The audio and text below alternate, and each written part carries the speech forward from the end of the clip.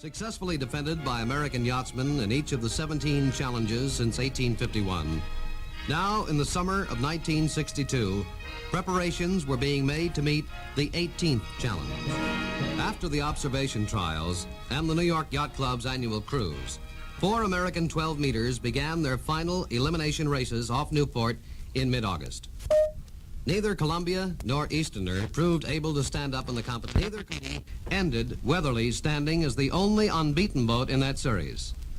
George O'Day stood by Weatherly as her tactical advisor and spokesman. George? Well, John, that race took place in the roughest weather of the series, a 20 to 25 knot wind. It was Nefertiti's weather. These were the seas that were supposed to let her perform her best. In that wind, we had trouble being towed out to the starting line, 9 miles out. We were literally pulled right out of the water. The pace was grueling, and all the crew went below except the man at the wheel. Those seas put a tremendous strain on Weatherly. When she approached the starting mark and hoisted sail, she broke several of her battens and then slipped away from the towboat. But she was still in the better position at the start. On the first leg, she went into a hard, close tacking duel against Nefertiti.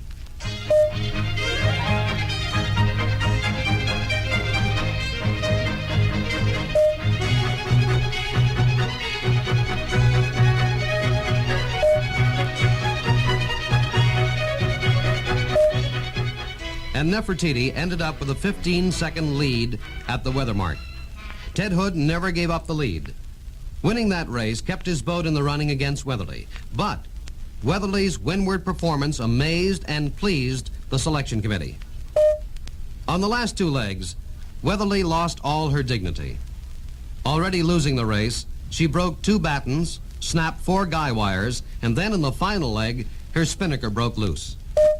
With Weatherly's spinnaker gone, Bus had to sail across the finish line with everything blowing out straight.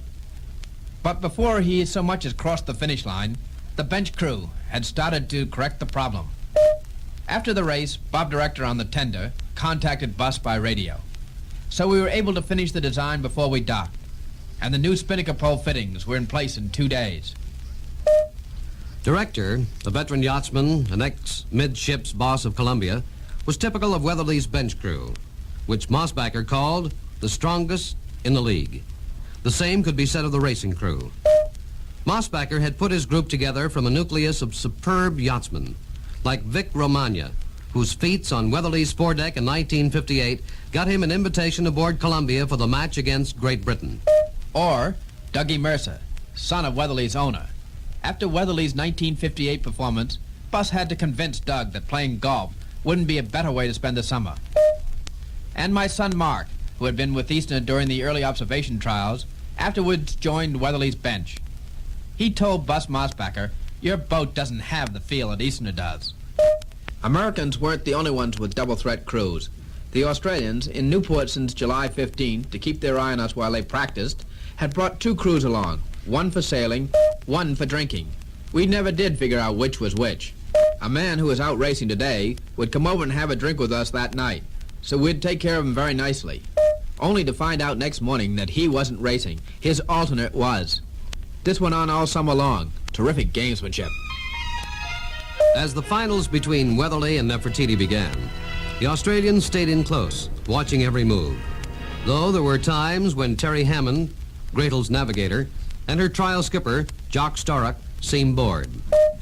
The first of the series revealed no Yankee yachting secrets to them.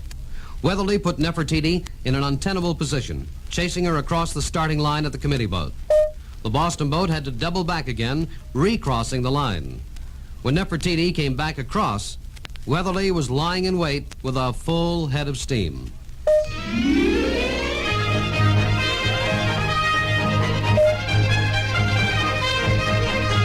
Neffy had lost 3 minutes at the start and along the first windward leg. She only could nibble at Weatherly's lead all around the course. But there were some beautiful things to see, like Neffy jibing around the mark without breaking her spinnaker once. She picked up several seconds in the maneuver.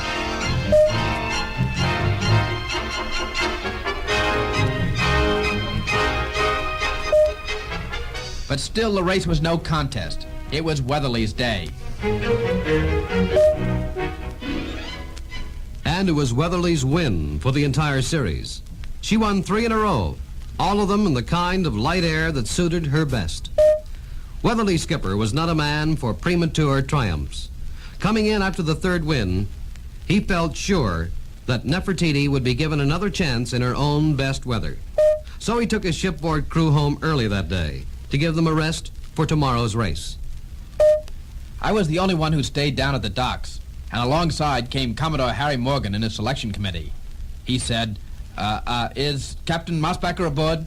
No, he wasn't.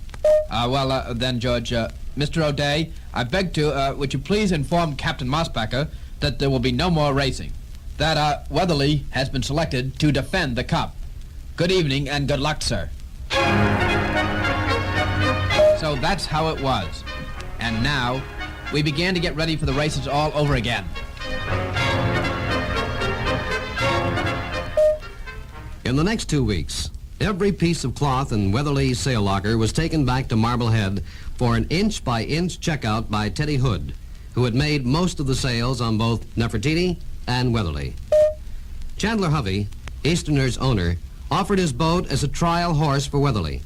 He made all her sails and equipment available for use in the cup defense, hoping, maybe, that Mosbacher might end up taking Easterner's hull, too. Weatherly's bench crew, plus Ed Bainbridge and naval architect Bill Luders, continued working day and night to remake every piece of gear, and every piece was supplied in quadruplicate.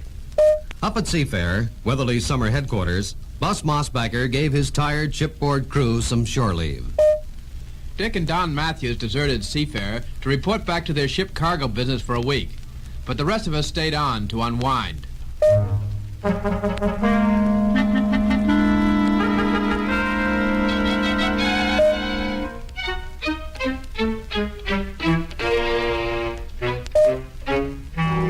What sails we had, we brought up to Seafair to launder on the lawn.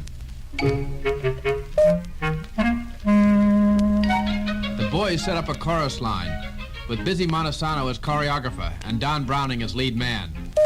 And they swept down the sails in unison, with CBS and NBC catching them on the camera in one of the few moments of relaxation all summer.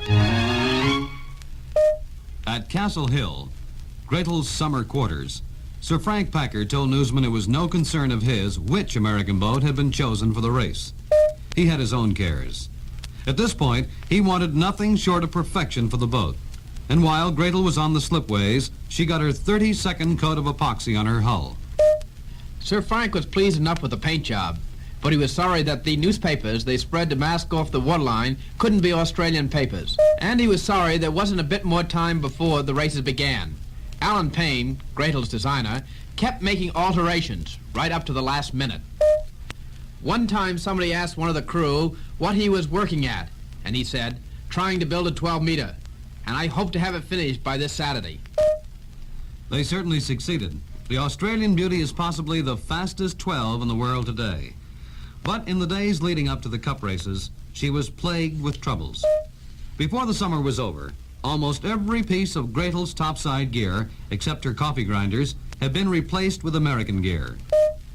And then one day she surprised us with a new set of sails. That made us sit up and take notice. The governing committee of the New York Yacht Club had given her permission to use American sails in the series, and Sir Frank Packer chose sails by Ted Hood. These were the sails we had worked on all summer long to perfect, and Gretel ended up with the final edition. Every day, Gretel and her trial boat, Vim, went out racing. They had as many as 40 starts in a single day, trying to learn everything their boat could do, trying to match the legendary Mosbacher starts. Gretel's tacking duels, hundreds of them with Vim, and one impromptu clash with Weatherly, were intended to polish another tactic of which Mosbacher was known to be master.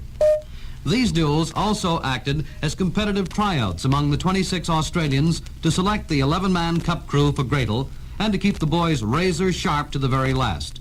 Even the skipper's seat was still in doubt. But finally, Jock Storrick took it from Archie Robinson. Jock had sailed in 4 Olympics. I knew him from the 1960 Olympics. A wonderful person and a great sailor. A man you like to race with, not against.